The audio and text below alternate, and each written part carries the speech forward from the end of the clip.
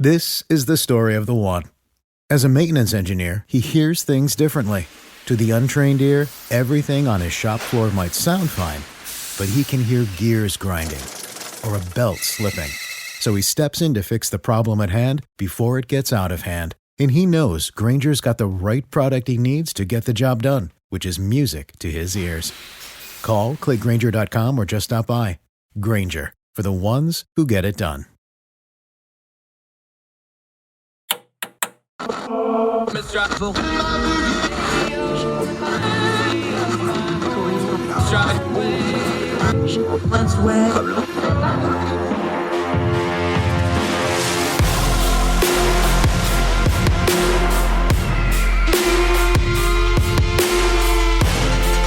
your host, Andrew Donaldson.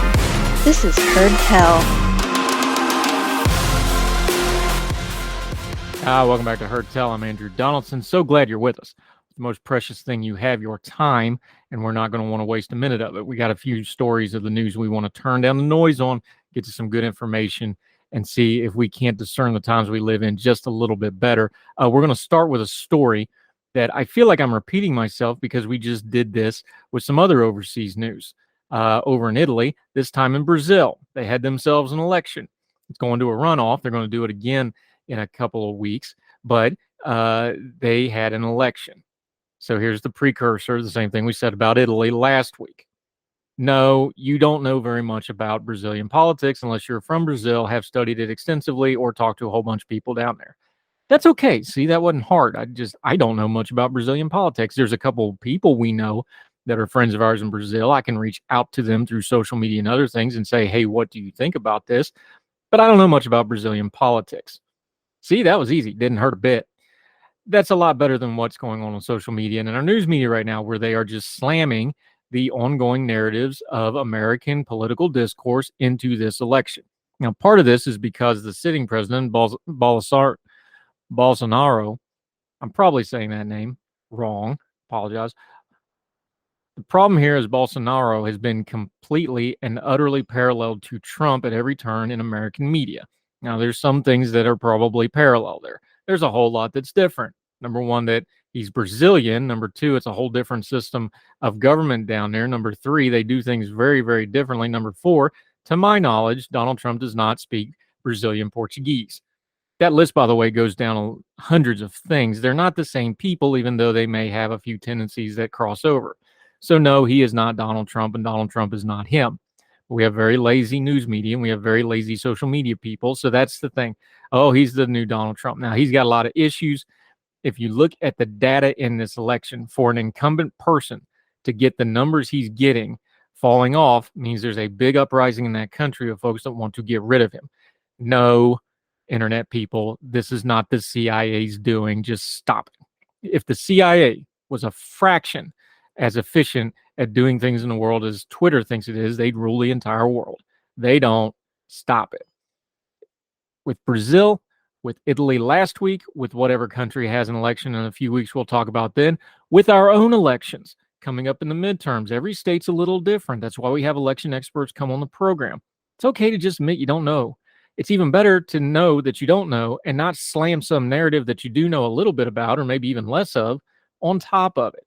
It ends up spreading more bad information. It may make you look silly on top of it, and nobody ever really learns things, because if all you're doing is shoving all new information through the same old square peg, and the round information coming out of it all looks the same because all you think about is American politics with no other perspective, you're going to get the same thing over and over again. You're not learning anything. You're just regurgitating.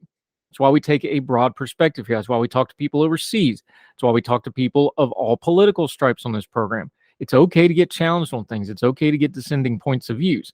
And when it comes to things like Brazilian politics, it's okay. Just put your hand up and go, I don't have the foggiest what's going on down there. Let's get some good information and talk about it, which we're going to try to do when this goes to the runoff in the second stage of these elections. We're going to reach out to a few of our Brazilian friends, see if we can get one of them on the program like we do with our British friends and German friends and other people overseas.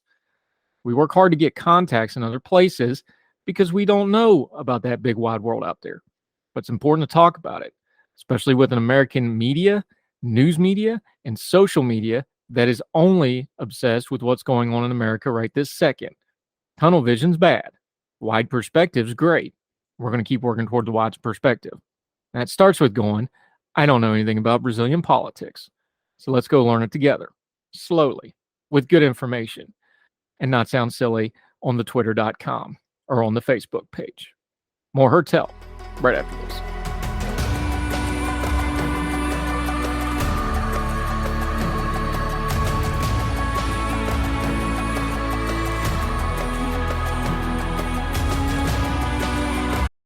For the ones who know safety isn't a catchphrase, it's a culture. And the ones who help make sure everyone makes it home safe. For the safety-minded who watch everyone's backs, Grainger offers supplies and solutions for every industry, as well as safety assessments and training to keep your facilities safe and your people safer. Call, click Grainger.com, or just stop by. Grainger, for the ones who get it done.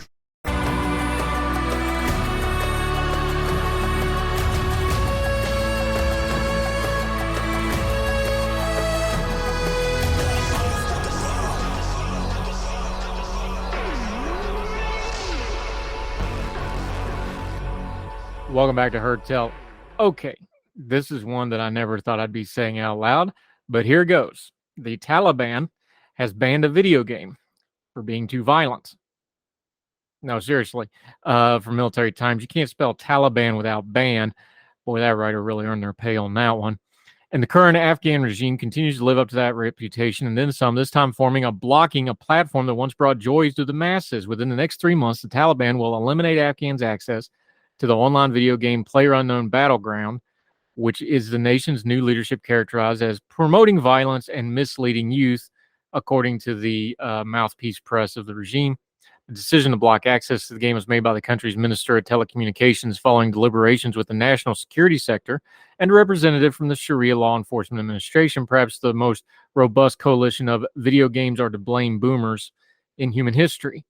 According to local reports, the regime has called the game a, quote, source of national moral panic for some time. It is also responsible for commandeering internet servers throughout the country, occasionally drawing upwards of 100,000 Afghan gamers at once, and reflecting the game's soaring popularity among teenagers especially. Afghan joins Pakistan and India as other countries to ban the game. An Afghan news reports service indicated they also include an imminent ban to the social media platform TikTok.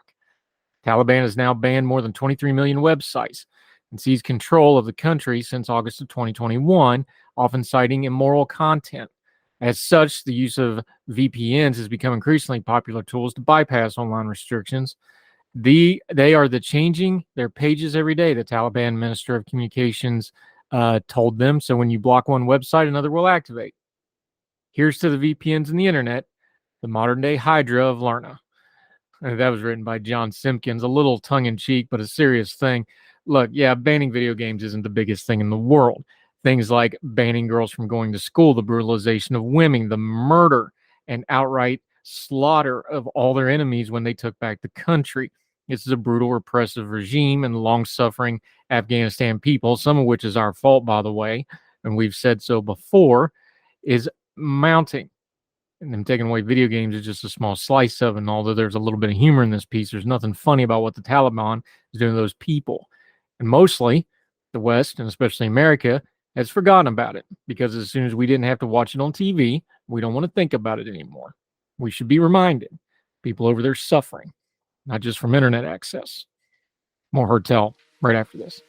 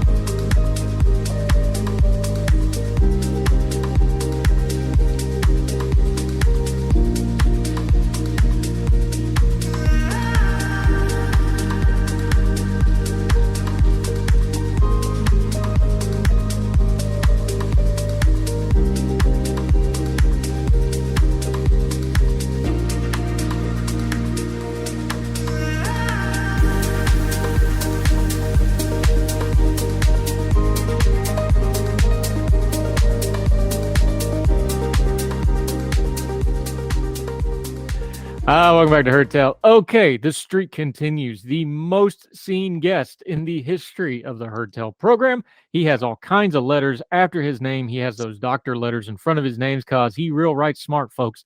Dr. Michael Siegel. Love to have you back on, my friend. We're going to talk a little science today. How be you, sir? I am good. How are you? I'm fantastic. I'm glad to be actually talking science with you because last time, a couple times you've been on, we've been talking really heavy duty stuff. Let's talk about something non-controversial like the weather. Now, I do ask you about this because occasionally on your Thursday through puts, you touch on things like climate science, like climate change, like the environment. We finally had a major hurricane, been a little while. So here we go again. Are hurricanes getting worse? Are they not getting worse? Is climate change making them worse? Is it not making it worse? What do we do with this? Because every time we have a hurricane, it seems like we're discussing this over and over again. Well, unfortunately, the answer, those of you who know me and how I tend to answer these questions, the answer is yes and no. Theoretically, according to the science, hurricanes should become worse because of global warming. It's not clear whether they will become more frequent, but with global warming, you get warmer seawater, and we are getting that. There's no, whatever you think about global warming, whether you think it's a hoax or whatever, the ocean is warming. That's happening. And we are also getting more water vapor in the air. That's also not in dispute. Sea levels are rising, also not in dispute, whatever you think of global warming. And these combined should theoretically make hurricanes more intense, make them ramp up faster, make storm surges worse. The problem with looking at whether the data agree with this is that hurricanes are stochastic. What that is a fancy way of saying they're random. You can't predict them.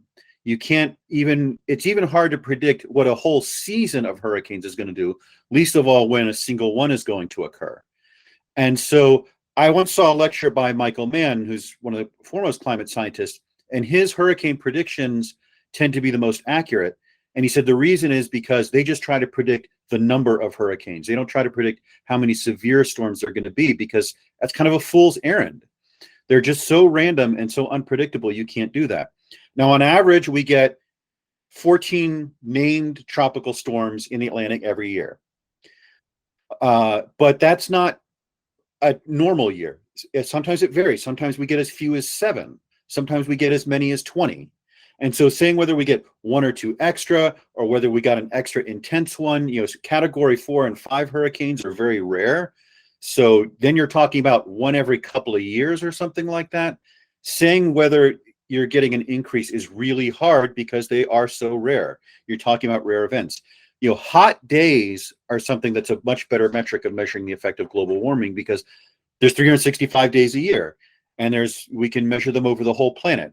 And so we can say there are more hot days than there used to be, that the temperatures are going up. But with hurricanes, that's much more, or just tropical cyclones is probably the more accurate term to use here. They're much more difficult to predict, much rarer, and so you don't get these things. Now, both sides can claim to have evidence to support them. 2020, for example, was the most active year we've ever had with Atlantic hurricanes. We had 31 named storms.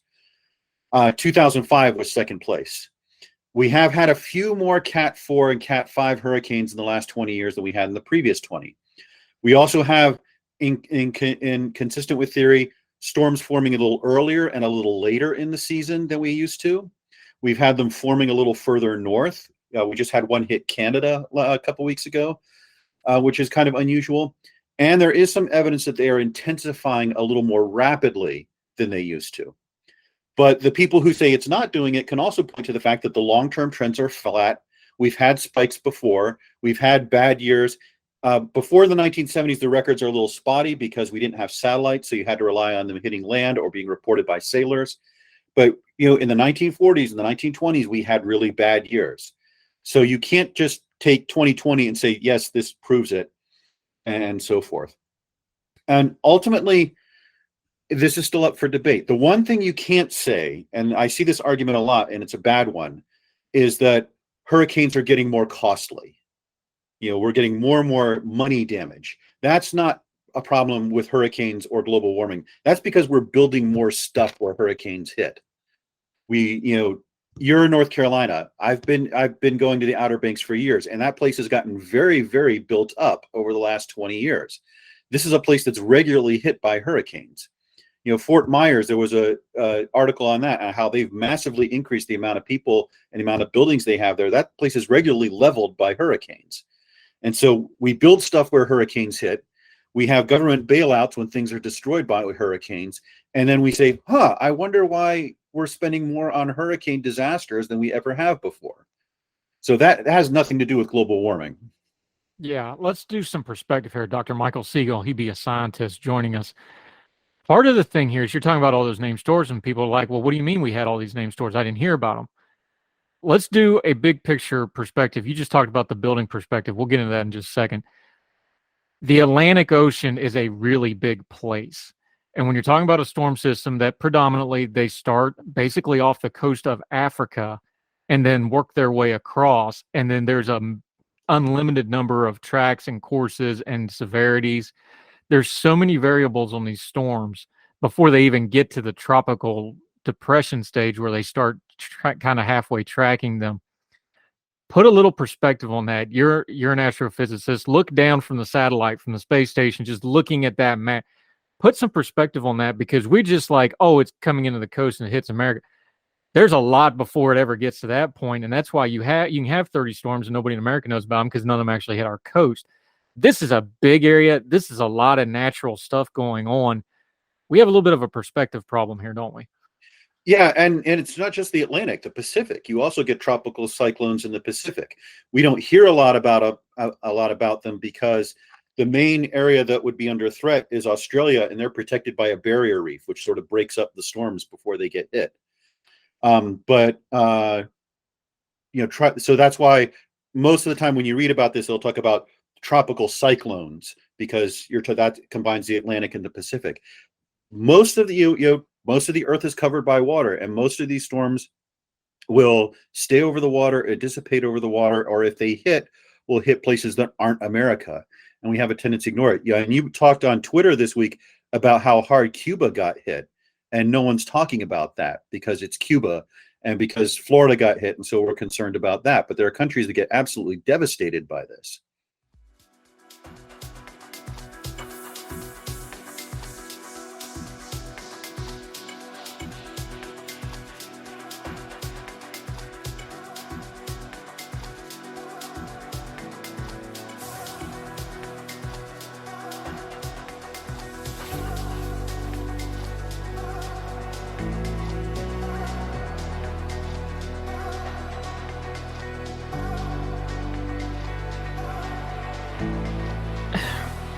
I think some of this is a nomenclature problem. Every time we talk, I always talk about science. I think we have some language problems with science. We learned that during COVID, right? Scientists and the general public don't speak the same language. Let's just be honest here. So when you're talking about are hurricanes getting worse, well, worse isn't a scientific term. Worse is a term of relevance. Intensity is a term. Is it getting wetter? Is it getting stronger? Is the winds faster? Those are better means.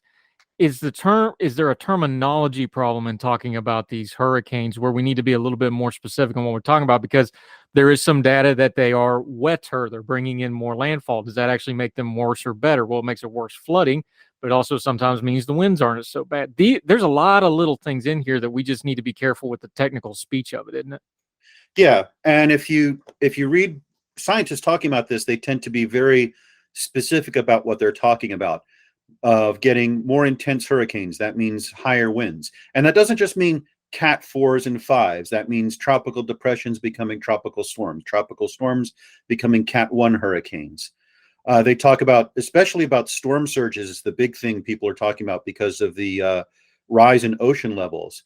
And when you start thinking about it in those terms, the specific terms of what's going on scientifically, that suggests courses of action that we can take. And one of the worst hurricane in American history was the Galveston hurricane, which hit in about 1900 and killed thousands of people. And Galveston responded to that by building this massive seawall. I've been down there. I've seen it to protect them from storm surges. And with storm surges getting worse, we have to be thinking about not just in Florida and so forth, but all up and down the coast. what can we be doing to respond to this? Because whether you think global warming is real or not, whether we can address it or not, the ocean is going to rise a bit. Even if we get rid of all carbon fuels today and global warming started reversing, it will still be a while before we will still get ocean level rise for a while. Storm surges are going to get worse. That's one of the things that we should be emphasizing. This is something very specific, very concrete, and very damaging. And so we need to be thinking in terms of how do we protect cities? How do we protect people? How do we respond to this very real danger, regardless of what's causing it? Yeah, Dr. Michael Siegel joining us. Part of this also is the data is spotty, and I don't mean that it's inaccurate. I mean that here's a perception problem again. When you're talking about hurricanes, there's been hurricanes on the face of the earth for thousands and thousands and thousands of years. How far back is our data valid? Is it valid 100 years back? Is it valid 120 years back? So whatever standard you have, we have a very small sample size here because of this temporal stuff.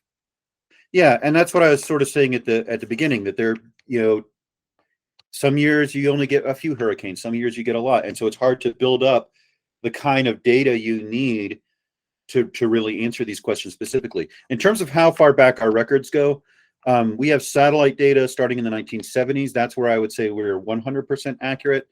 After that, once you get back into maybe the late 19th century, we have reasonably accurate records. Most of the United States and most of the Americas were inhabited. We had lots of shipping going on, so we had a pretty good track.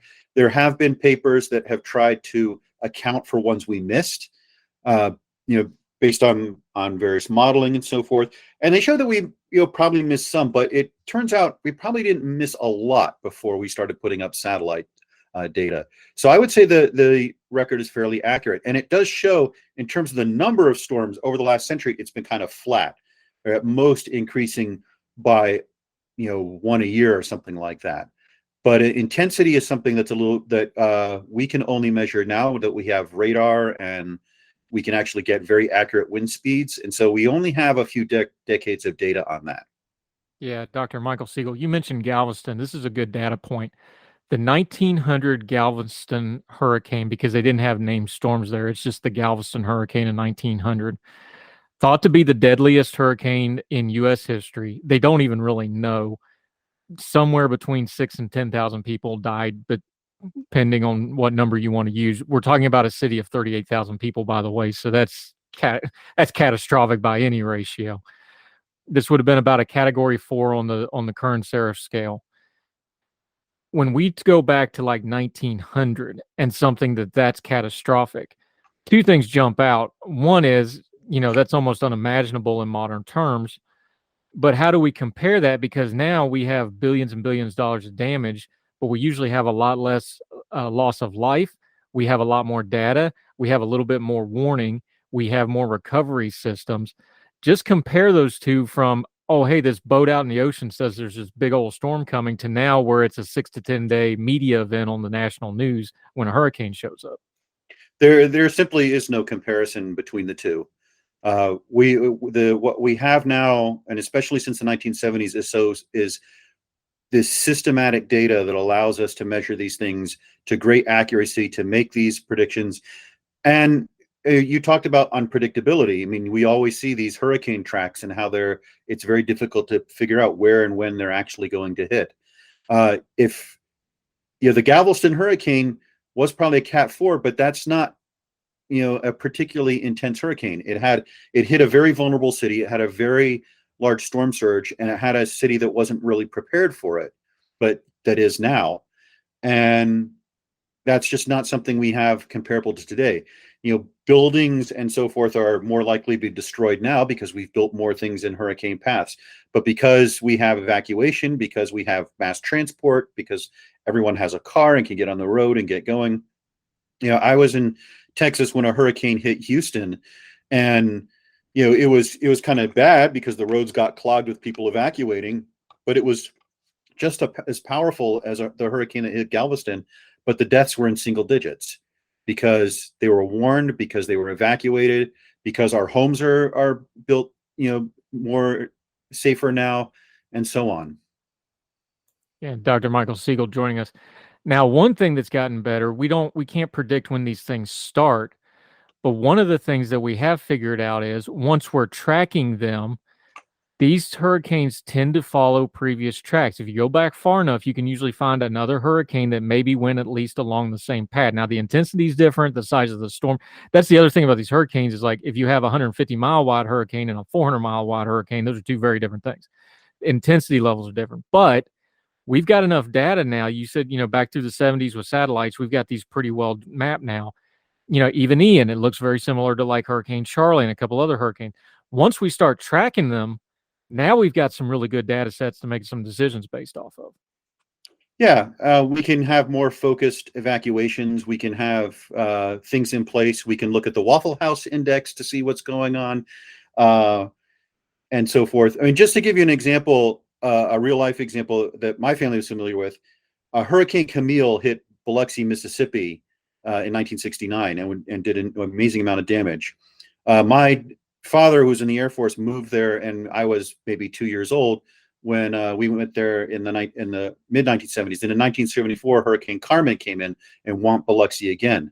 But the damage was way less because they learned from Camille what to do, what not to do, how to evacuate, who to keep around, and so forth, and so on. So, yeah, we know just way more about them than we used to.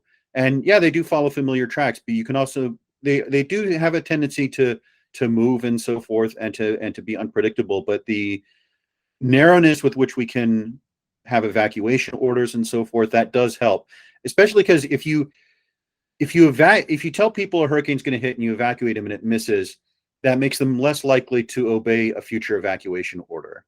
If you can narrow that down and just evacuate people in a region that is particularly in danger, and they come back and they see the devastation, they say, okay, that was a smart idea to follow the evacuation order.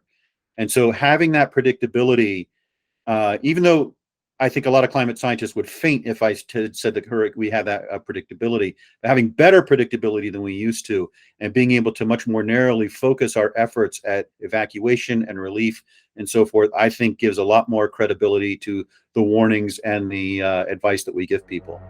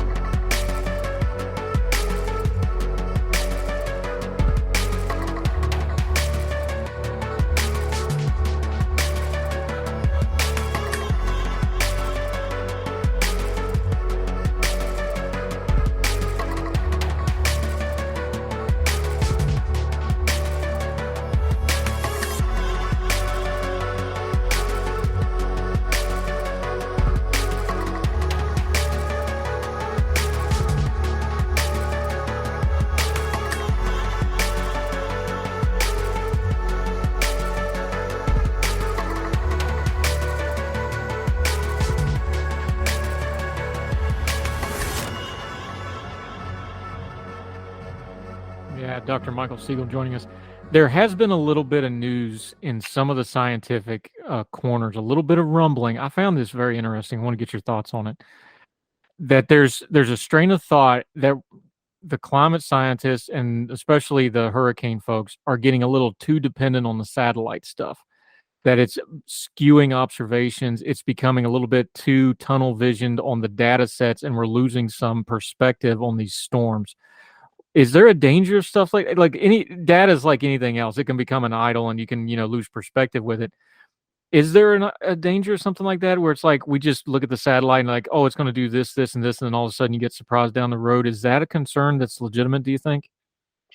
I don't think I am enough into the weeds on hurricane science to be able to say yay or nay on that.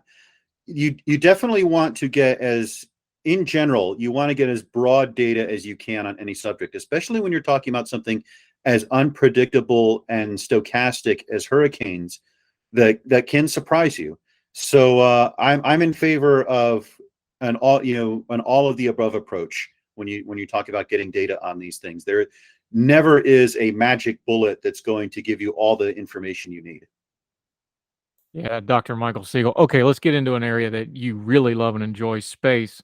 You already touched on it briefly, but how much is having this satellite coverage, having that view top down on these storms, just both as a scientist and as a space geek, this was so revolutionary on how we cover something like hurricanes. It really is one of those human achievement things that we probably just take for granted now, isn't it? Well, just how we cover weather in general. I mean, our understanding of the weather patterns, of the climate overall, of what's going on Earth is so dramatically improved by being able to go a few hundred miles up and look down on it. This is a perspective we did not have until the space age, and so there's just it's like night and day. It's like growing a new sense in how we approach these issues, and again, not just on hurricanes, but just weather in general. Being able to make predictions of cold spells or rainy days and stuff like that. It's just such a huge game changer. Yeah, Dr. Michael Siegel. It still strikes me as funny because when we talk science stuff, we all learned in, elementary school science that most of the globe is water, and yet we don't really think about it as water until we get a hurricane or something. And most of the damage from the hurricane is not the wind, it's the water, it's the flooding, it's the, the massive amounts of rain. Why do we have that cognitive dissonance that we don't understand that we basically live on a water planet with land sparsely scattered around it instead of the other way around? I know that's just kind of ground into us as the human condition, but I just always found it interesting. Is there a scientific basis to that? Is like why we don't pay more attention to the oceans than we do? That's a tricky question. I would say it's mostly because most of us don't live near the oceans anymore. Most of us don't even live near rivers anymore.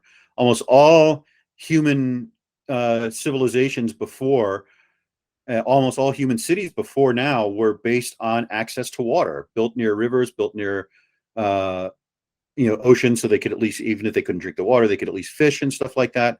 And that was how primary trade was done. We have now cities that basically couldn't exist unless they had massive dams bringing water into them, and so I think that's changed our perspective a bit. Yeah, Dr. Michael Siegel joining us. Okay, something a little more fun when it comes to the weather, though. I've been on this tear about it, and I want to get your expert scientific opinion. I can't stand the meteorologist going out into the hurricane for the live shot. It drives me nuts. We literally almost got Jim Cantori killed this time because he got hit by the tree branch, and people were like, "Oh, it's just a tree branch." No, you don't understand. A 3-inch splinter and 150-mile-an-hour wind will cut you in half. Like, this is dangerous stuff. I don't want to get overly self-righteous, but to me, and I was talking on radio this morning about this, you cannot say this is serious information that we got to get out to people and then make it a spectacle at the same time, because people are just going to naturally process those two things differently. What's your thoughts on it, though? It's more of a cultural issue than a scientific one, but yeah, I absolutely agree with this, that having them out there when this is something you can get with cameras, you don't need a person out there to be getting thrown around by the wind and so forth. And yeah, I saw the same clip you did, and I was kind of appalled by it. But yeah, and a tree branch, let me give you another perspective on that. When we lived in Biloxi, there was a crew that would go around taking coconuts off the trees. And my parents always wondered why they were doing that. And then when Carmen came in and hit, they could hear acorns hitting the side of the building like cannonballs. And it was like, oh, that's why they take them all off the trees, because they'd be smashing buildings with that stuff. Anything in that kind of wind becomes a deadly projectile. And he's very lucky he didn't get seriously injured or killed by that, because that's people get killed by branches just falling on them. One picked up and thrown 150 miles an hour. He's very lucky. And I think that should be, we've been talking about this for years. I think that should be a wake up call to people. Look, just stop. we don't need it. It's not adding anything to the conversation to send someone out there and have them struggling to stay up in 150-mile-an-hour wind just to show how intense it is. It's going to add to the conversation when somebody gets worse or, God forbid, hurt worse or something else happens. I'm looking out my office window right now. We were nowhere near the worst of the storm, and a 60-foot pine tree laying across my front yard from this thing. Like, you just can't play with storms, folks. Just show them respect, stay at them, stay out of their ways. It's ridiculous. Yep. I absolutely agree. Dr. Michael Siegel. Okay, on a very happy note, I'm always happy to plug your stuff because you're brilliant, you're a good friend, you're an excellent writer at ordinary-times.com. You are now a YouTube superstar. You're in the money, my friend. You've got a subscriber count. Your latest that has gone viral, you did a thing on starships, rating them not only on scientific accuracy, but also the rule of cool. I loved it. I've got a couple ships that you didn't cover that I want you to for next time, but I'll keep those to myself. But let folks know about the YouTube channel because that went big, and I'm glad it did because it was great fun, and you did a good job with it. Yeah, it's just under my name, Michael Siegel Astronomy. If you put that in YouTube, you'll find me. I've been had about 150 subscribers and was getting 100, 200 views per video. And then this one just popped up, I guess, probably in people's recommendeds. And so as of right now, it's had 25,000 views and I've gotten over 1,000 subscribers. And it's basically, I took 20 spaceships from various science fiction franchises and talked about whether they were scientifically accurate or not, but also gave them bonus points if they were cool enough for me to ignore some of the scientific inaccuracies.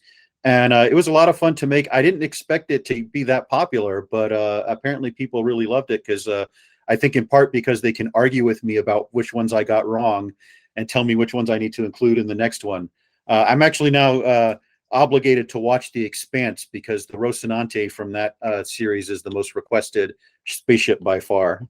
Yeah, I know one of those people that's a mutual friend that's probably bugging you about that too, but we'll leave their name out of it. The thing about sci-fi, I've kind of taken up to sci-fi and fantasy to a lesser extent, but especially sci-fi, kind of like I do pro wrestling. It's like, I know it's not real. I know it's manipulated, but somewhere in there for at least a moment, I've got to be able to lose it and forget that I'm watching something. That's just kind of my own standard. I know rule of cool or whatever, but I was like, for somewhere in there for at least a moment, I've got to forget I'm watching a show. Give me something real inside of the fantasy of it. When it comes to space travel, and I know you've talked on this a little bit, but I wanted to ask you it this way specifically. Because you do know this, because you do fly a spaceship, which is just beyond cool, and I'm just very jealous of you. What is it for you that you can suspend belief when you see something like a spaceship, like space travel, something in sci-fi, and you go, okay, that's either cool enough that I excuse it, or wow, that's an interesting take I hadn't thought of, because sci-fi does push the envelope on thinking about, well, maybe that's possible too. There's a little give and take there. Yeah, I think one of the things I look for is imagination, people doing something interesting and having new ideas and exploring those ideas. Another thing is, sort of commitment to the bit. Star Wars is scientifically very inaccurate in terms of the way it portrays spaceships, but it goes into it so unreservedly, and commits to it with such grandeur, and the initial trilogy at least is so well made that you can enjoy the story. And one of the things I talk about sometimes in science fiction is that science fiction writers need to think big and write small. That is, think about big things like galaxies and black holes and massive starships and so forth, but write small in that you focus on the characters and the drama and the situation and having it relatable. If you make me care about the people in a story and make the story interesting and something I want to watch and I want to see the next episode because I want to know what happens, I'm going to forgive a lot than if the characters are boring and I don't care. Then no matter how accurate it is or how spectacular it is or how much you spent on the special effects, if I don't care about what's happening, I'm not going to watch the next episode. Yeah, it's funny. We were debating the intro. Sorry, we were debating the opening scenes of movies, which ones was the best. And people, when it comes to sci-fi, people talk about the original Star Wars, A New Hope.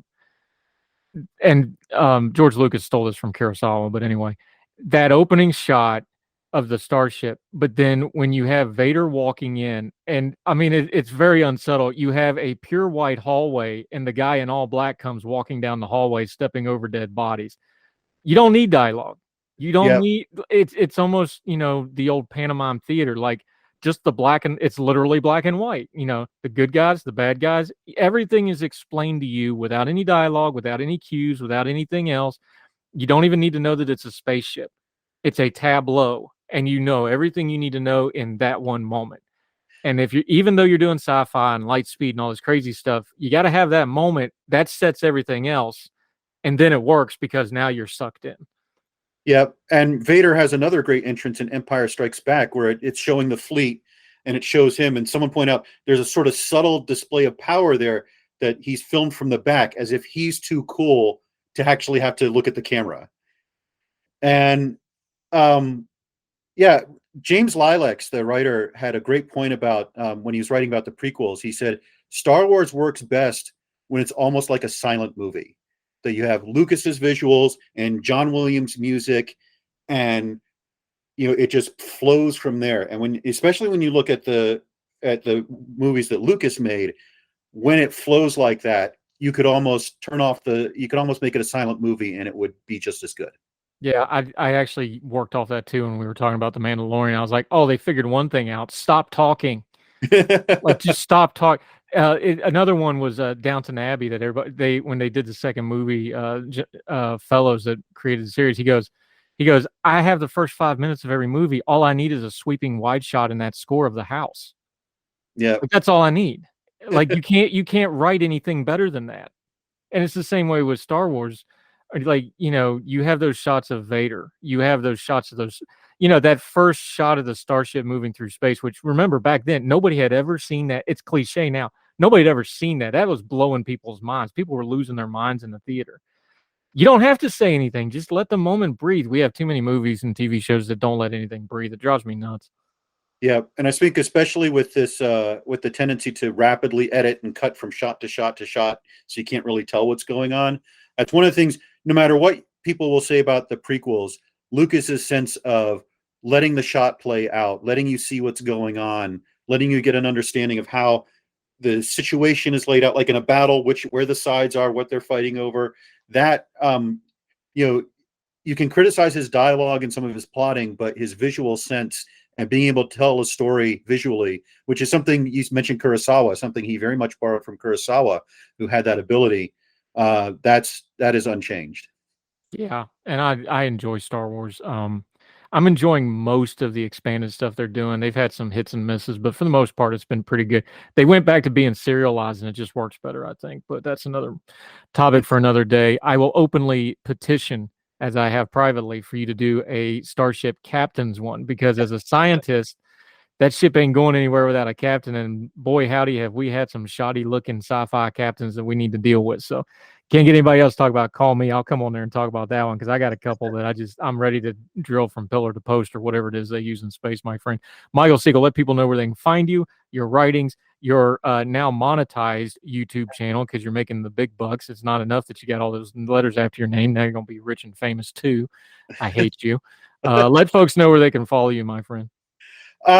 Basically just go to www.ordinarytimes.com. That's where my writing is. I post all my videos there, so that will give you the links to the YouTube channel and also to Twitter and so forth. I like to have Ordinary Times as sort of my gateway, since one, it makes things easier, but also it highlights the amazing work a lot of the other Ordinary Times writers do as well. Yeah, we got a good group. Always appreciate your time, sir. It was good talking science, not politics, for a change. We've been doing a lot of politics with you lately. Do it again soon. The streak continues. Well done. Glad to be on. Thanks for having me. Thanks, sir.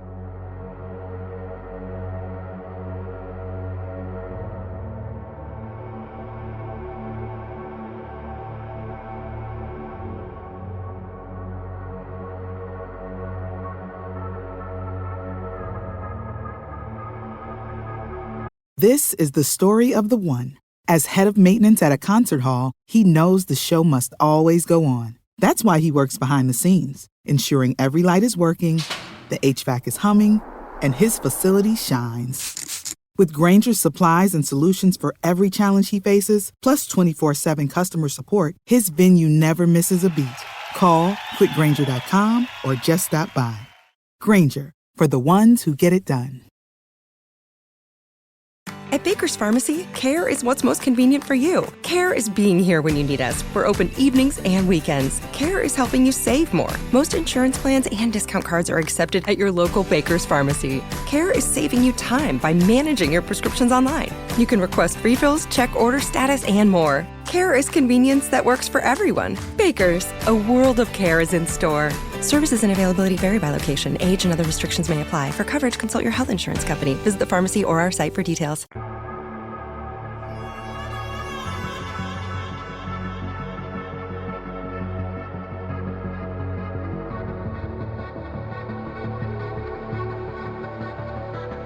Welcome back to Heard Tell. I'm Andrew Donaldson. You know, we try to usually end on some kind of a good note when we have time to. Remember the ALS Ice Bucket Challenge from a couple of years ago? I know that was 20 or 30 viral things ago, but it was a big deal back in 2014. God, it doesn't seem like it was that long ago. Took social media by storm. This is from The Blaze. The challenge consisted of a participant being doused by a bucket of ice water poured over their head, and while the challenge was intended to raise money and awareness for funds for ALS research, some questioned just how much of an effect such a fad could have. Well, the ALS Association reported last week that $2.2 million of the funds that were raised were invested in the development of a new drug just received Food and Drug Administration approval. The drug, previously referred to as AMX0035, is now called Revivir. Look, I can't pronounce it. It's an R with a Y and a V and an RRI, and you know us hillbillies can't roll our R's, so just trust me. It's Relivrio, maybe? Close as I can do, folks. And was developed by Amylax Pharmaceuticals. See, now I can't even see pharmaceuticals because I messed up my R's trying to say the other things. When I say hillbillies can't roll their R's, I mean it. Anyway, this approval provides another important treatment option for ALS, a life-threatening disease that currently has none. It's a brutal disease. Dr. Billy Dunn, director of the Office of Neuroscience in the FDA's Center for Drug Evaluation Research, said the ALS Association credits the Ice Bucket Challenge with being a significant reason why this drug was developed and able to be developed and tested. We thank the millions of people who donated, participated, and enabled us to invest in promising therapies like AMX0035 that will immediately help people living with ALS, says Catalina Ballas, president and CEO of the ALS Association. This is a victory for the entire ALS community, which came together to advocate for early approval of AMX0035. We still have a lot of work to do, but we're off to a good start. The new drug is not a cure for the fatal disease also known as Lou Gehrig's disease after the baseball player. However, the drug does slow down the effects. The Ice Bucket Challenge has transformative in the field of ALS genomics. We built one of the largest resources of ALS whole genome sequence and data. As resources have been shared with partners all over the world, it is accelerating ALS gene discovery and has led to the largest ALS sequencing study in the United States, said Himalay Patnani. I'm just doomed in this segment, folks. Can't pronounce anything. I apologize. Director of the Center for Genomics and Neurodegenerative Disease at the New York Genome Center. Over $115 million was raised by the Ice Bucket Challenge. The ALS Association said it is funding 130 different research projects in 12 different countries, as well as 40 potential treatments because of this money. As reported to NPR, that's from The Blaze, that is an amazing amount of money. It's cool to see something that was viral and people participating in reaping good fruit. And if you participated, good for you. That'll do it for Heard Tell for today. Love to hear from you. Leave a comment and a rating wherever and however you're watching or listening to the program. You can also reach us directly at heardtellshow@gmail.com, Heard Tell Show on the Twitter. Love to hear from you however you reach out. Just keep your bearing. Be nice. We've done whole segments and whole shows just based off things that you wanted to cover, had questions about. Let us know. We'd love to hear from you. You ain't listening, we ain't got nobody to talk to. So appreciate getting to interact with all of you. Until that happens, or until you join us again on Heard Tell, wherever you are, across the street or around the world, we hope you are well. We hope you are well fed. And we will talk to you again real soon on Heard Tell. All the music on Heard Tell is provided under a Creative Content license from monstercat.com.